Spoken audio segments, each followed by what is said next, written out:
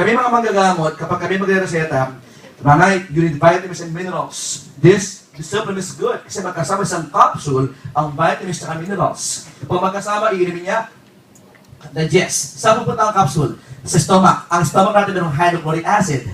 The acid will destroy the capsule. Pero matitira sa tiyan, ang stomach po natin ay doon nagkaroon ng acid, no? Saan sa na-absorb? Sa small intestine, sa Tagalog, isaw. Okay?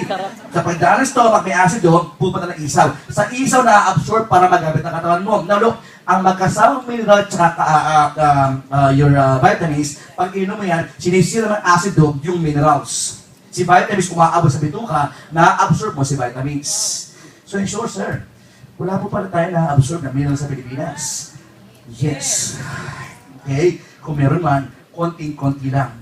Talagang dapat ang mineral ay nakahiwalay sa vitamins para nakikinarit nila, binalutan, para pagdaan ng mineral ng kulay blue sa ating tiyan, pupunta ng asido, hindi siya bababasag, may balot, nakakalik, nabalot, at saka pupunta ng small intestines, at saka ma-absorb sa small intestine.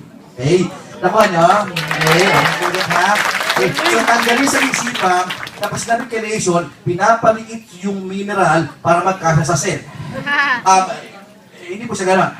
Chelation means in order to traverse the acidity of the stomach at para ma-absorb, makapasok sa lining, sa lumen ng small intestines. Okay, that's with the chelation po, no? Please, ng chelation mineral. At isa po sa atin yan, ating pong product meron ganyan. Napakaganda. Na-inlove talaga ako sa chelation natin.